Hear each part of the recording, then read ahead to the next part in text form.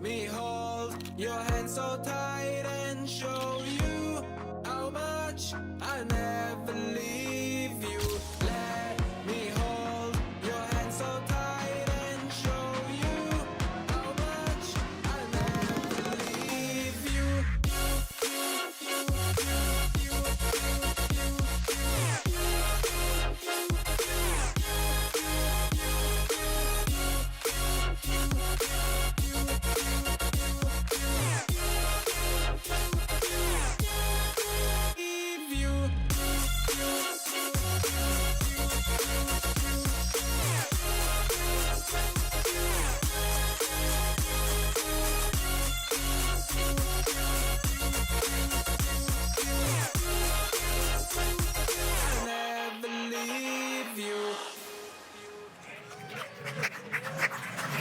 Thank you. You guys ready to learn about high-speed sync and some cinematic stuff? Cool. So I always like to start all my stuff with this quote. And it really has helped me throughout the years on really focusing on the word average and really being motivated by the fear of being average. I think one of the biggest mistakes that I made at the beginning of my career was that I was trying to be that average photographer. I was trying to be like everyone else. My research always consisted on what's everyone doing and what style is everyone shooting in, and not necessarily focusing on, hey, maybe I should try to stand out in the way that I shoot, but I should do the opposite of what everyone's doing. And I think that's where really I got to a point where I realized that, hey, there's gotta be a way for me to do things differently than what everyone's doing, because I wanna get to a point where my clientele is hiring me not only for the work that I do, but I don't want them to hire me because of the prices that I'm charging. I wanna make sure that they hire me because of my work. I want people to walk into my office and say, hey, I wanna hire you because I love that shot that you did, or I love what you did, and not necessarily talk about things that we don't as business owners like to talk about, like pricing and Pinterest boards. Who loves Pinterest boards here? How many wedding photographers are here? All of you? Great, awesome. So take a picture of this, memorize it, and every time you pick up a camera, think about this, because it's huge. So this is where MagMod came to the rescue. So in 2014, I was that average photographer. When you look at this stuff, you know, it looks good. It was some nice natural light. It was well exposed. It was very even light. And I really wanted to make sure that I did the opposite of what everyone else was doing. And when I did some research in my area, I realized that not a lot of people were doing some of this stuff. Not a lot of people were using off-camera flash in a creative way. A lot of people use off-camera flash in order to compensate for lack of light. And especially around my area, that's the approach that they take for off-camera flash. And I wanted to do something where I wanted to do it as a creative way to really portray what I had in my head. So this is what my work really started to look like in 2018 and 2014. So there's a pretty drastic difference. Not saying that there's anything wrong with that. I still love those clients, but I reached the point where I really wanted my work to really stand out in the endless sea of photographers. So, and we're going to talk about cinematic wedding photography, and we'll do some portraits. We're going to talk about details, and as far as the tools that I'm using a MagBox. That's pretty much all I use. I use a single MagBox. I use a valve. Does anyone know what a valve is? That's him. What's a valve? A voice-activated light stand. And that is an assistant that you pay so that you can carry your bags, so your back lasts until you're old. And so yeah, your back breaks before your boss's, right? Yeah. Who's also your wife. Yeah, cool. And then high-speed sync. High-speed sync is really what allows me to get this cinematic look. So having the ability to shoot over the limit that the camera has really allowed me to create a cinematic look to my images. So I am going to have some of the details of the images. So if you guys have any questions, feel free to ask. But we're going to talk about the basics for a cinematic look. So you want to shoot in manual. I do like to try to convince people to stay away from the TTL. TTL is a great tool at first, but it is an automated tool. So in reality, you're really leaving it up to the metering of your camera to tell the flash on what the power should be. So Shutter speed controls ambient light. So your shutter speed is the most direct control of ambient light. And when you have high speed sync, it allows you to go past your sync speed, and you're really darkening out your ambient light. So portraits, when I shoot portraits, I always start at 1/32 power. Does everyone know why I do that? So 1/32 power is probably the closest to the center of the power range on your flash. So it's a really good starting point. So in reality, what I'll do is I'll start at 1/32, I'll get my test shot, and then I'll determine whether I need to bring the power down or whether I need to bring my light back. But 1/32 is great for portraits. And then when I'm shooting details, I'm shooting at 1/128. And the reason I do that is because I'm gonna actually take this out of here. And I'm gonna prepare it for my demonstration. So 1/128 is what I like to start off when it comes to details. A big rule of thumb when it comes to off-camera flash is you want to shoot ambient before you flash. You want to think of layers. So I want to get my in-camera settings to determine what my ambient light is going to look like. So before I introduce the flash on this image, this right here is controlled by my camera settings. And then I introduce the flash. So ambient light, take your test shot. Once you have your ambient light corrected, then you introduce the flash. And in order to have that cinematic look, you're going to be underexposing your ambient light by about 1 to 2 stops because it gives it that separation. It gives it that really cool look. So details. Oh, I went too much. So we're going to talk about details and how I shoot my details. And before we talk about the technical aspect of the details, I do want to talk about details as a whole. So as wedding photographers, I always like to preach the whole, let's focus on the important things of weddings. And in my opinion, details are what we as photographers like to call hero shots. They're the ones that we use to convince other wedding photographers that, hey, look what I can do. I always ask everybody, have you ever had a client whose cover photo is their ring or their shoes? No. I mean, I know I haven't, but they're definitely pretty to look at, and clients love them. So I am going to talk about them, but in reality, just really focus on the things that are more important throughout the day. Instead of spending hours shooting a couple of shoes or rings, there's a lot of photographers that might spend too much time on that while there's really important moments happening behind them. So turning you back to important moments is something that we as an industry should probably change a little bit. So while they are really pretty to look at, let's focus on the important parts of the day. Not saying that this isn't as important, but I do see a lot of people missing moments when you should be really focusing on what's important. So, and now we're going to talk about how to get those hero shots. So my favorite lens to shoot details with is actually my 35mm, my 1.4. The reason being is that the 35 1.4 actually has a really close focusing distance. And I still like to get a wider angle of view, but I still like to get pretty close to my ring. So I'm not huge on the whole macro thing. I do get some macro shots, but my favorite lens is always in my 35. So Sigma, I do shoot with the Sigma Arts. I'm a Nikon shooter. I'm actually allergic to Canon. So if I grab a Canon, I'll break out in hives. Any Canon shooters here? Goodbye. All of you, leave. Nikon and Fuji. Nikon and, sorry Canon. Fuji, okay. So 35 1.4, I like to shoot wide open when I shoot my details. So the reason why I'm shooting at 1/5000 of a second is because I really want to darken out that background. So you'll be able to see what this looked like behind the scenes. And when you walk into a room like this, you're going, oh, what am I going to do? I mean, there's clutter everywhere. There's a makeup artist here. There's a dress over here. So I'm using my high-speed sync in order to really delete the background. So it gives it that really cool look.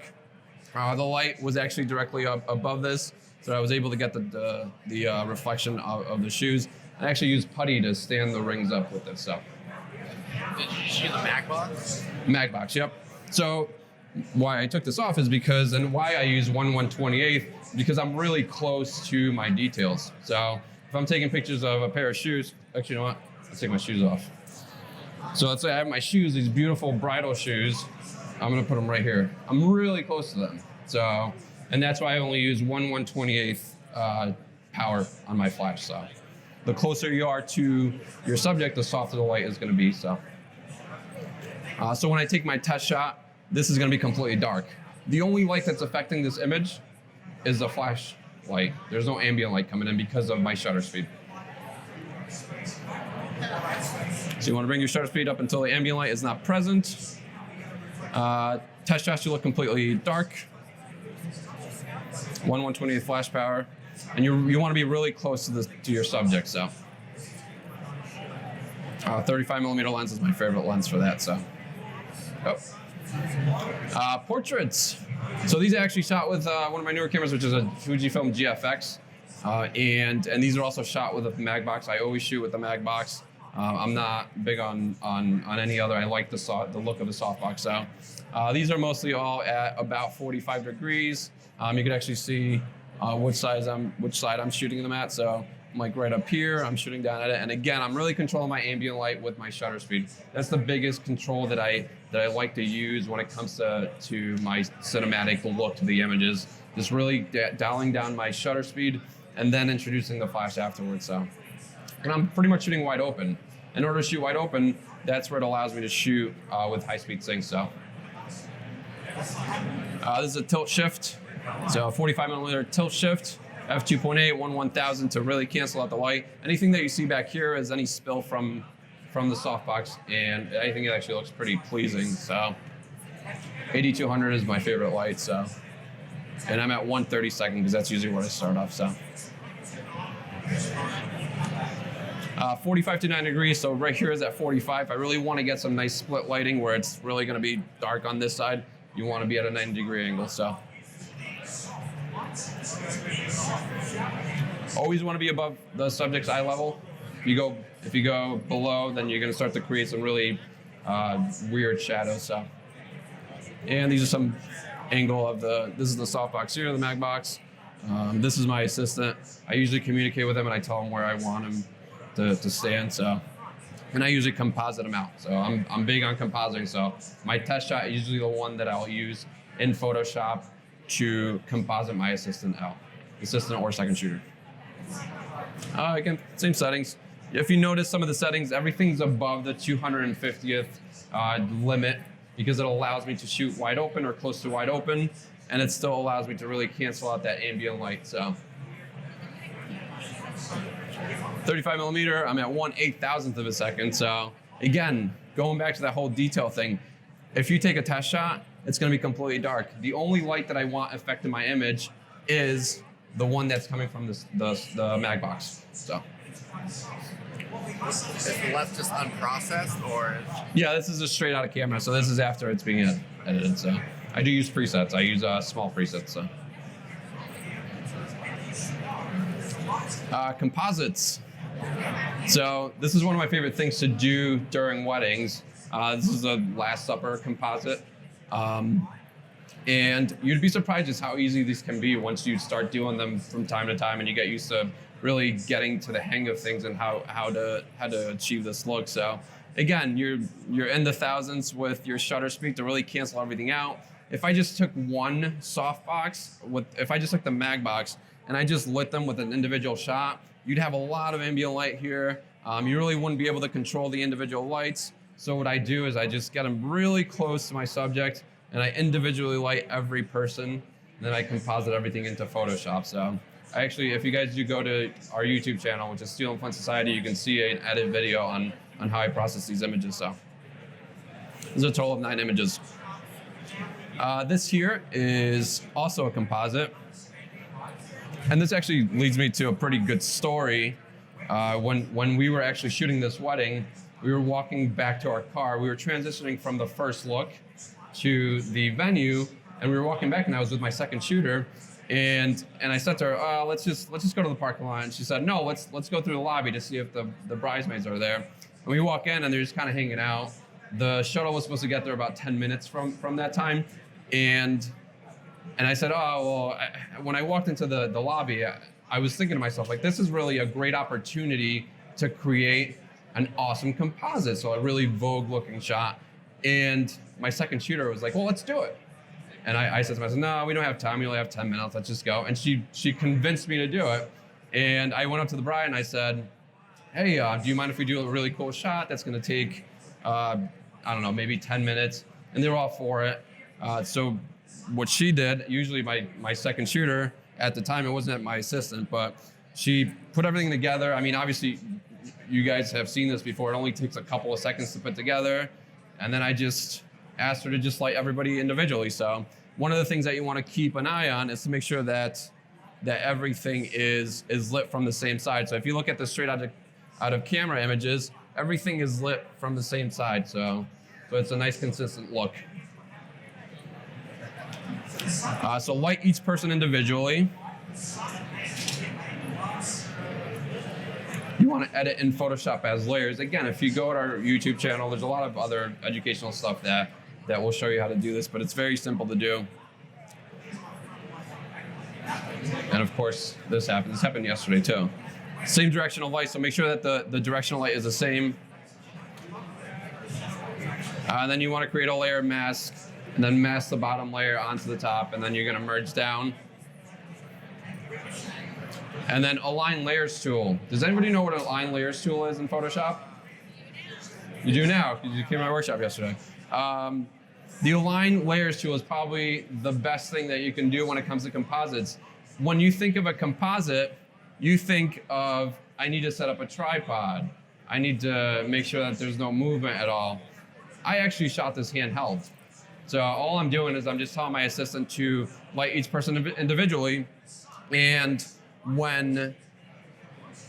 as long as I stay within the same area, I'm going to throw them into Photoshop, and I'm going to do the Align Layers tool, and it's actually going to automatically read the images. It's going to align them for me. So you don't need to use a tripod for this. As long as there's very minimal movement from your camera, then you should be good.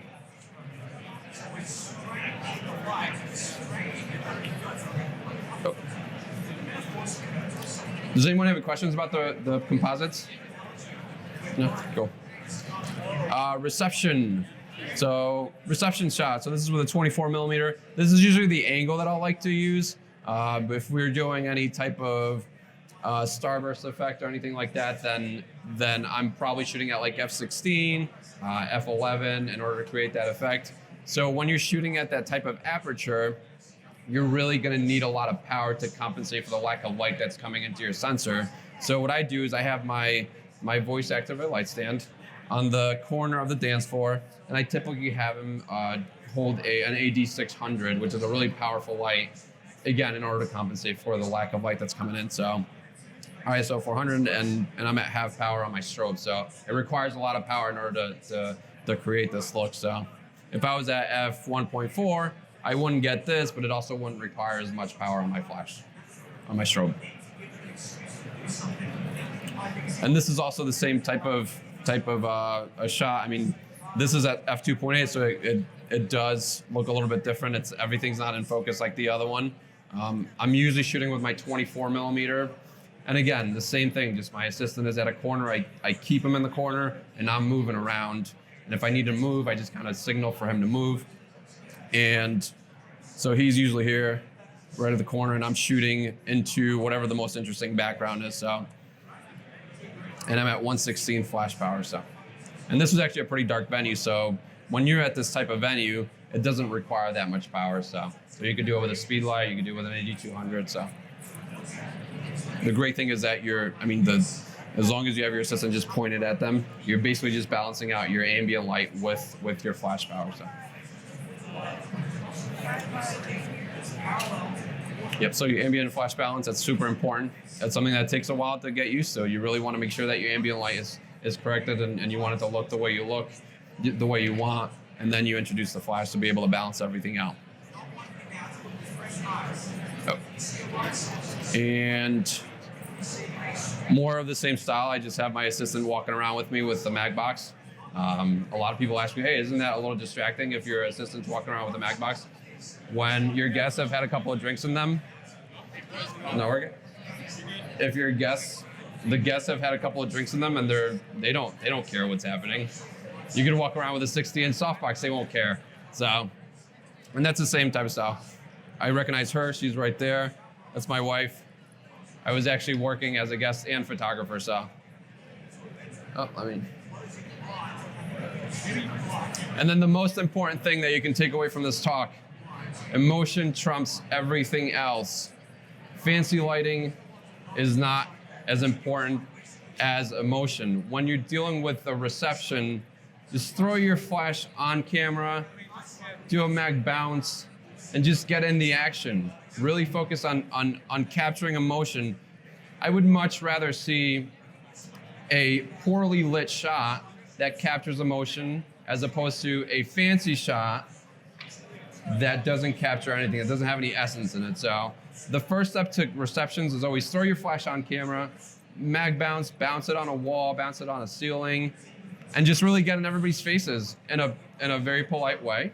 You don't want to be creepy, but you definitely want to make sure that you capture the overall party, the atmosphere, and then once you get there, say, all right, well now I'm going to introduce some of the stuff that I've learned or that I've researched, and then you could take your flash off camera, you could hire an assistant, and then you could have them walk around with you. You could do your 3-point lighting system. You could do all the stuff that people have told you that you can light your reception venue as. But again, just make sure that you're capturing the overall essence, because at the end of the day, I'm not taking these photos so that I can show a bunch of photographers. I'm taking these photos because of her and because of him. They're the most important part of my career. They don't know that I'm here talking about them. And I think it's just really important. I think as an industry, we've sort of forgot that hey, it's about our brides and the grooms and really capturing the overall essence of the day, as opposed to just getting some fancy shots that might not really have too much behind them. So, any questions? When you did the handheld composite, did you give yourself like a lot of headspace so that the layers would align? Yeah. So when you're doing, so I try to stay. The advantage that I have is I have an assistant, so I don't really have to make too much movement. So I do try to shoot with a wider lens so that I do have, in case there is a lot of movement, and I don't want to be too close to my subject, so that if I'm gonna have to, I would much rather have to crop in than have to create things that aren't necessarily there. So yeah, headspace is definitely super important. So, anything else? Cool. So again, as far as reception lighting, you're looking at 24 millimeters, 1.4, 1/800th. So everything's is really there to cancel out the ambient light. So, and that's what allows me to utilize the high-speed sync function on the flash. So, get in people's faces with a widening lens. Grab a 24 millimeter and just really get in the action. And once you feel comfortable doing that, then you can kind of graduate toward using off-camera flash and doing different techniques. So. This is off camera, or this is off camera. Yep. This is with my assistant with my mag box right next to me. So he kind of follows me around, and we have a sort of a relationship where he knows where I'm shooting. So if I'm pointed at someone, or if I have my camera pointed at someone, he's gonna know how to light them. As long as he's above eye level and he's pointed the mag box toward the direction of where I'm shooting, then it should be fine, because the spread of light is pretty good. So that's it. Thank you.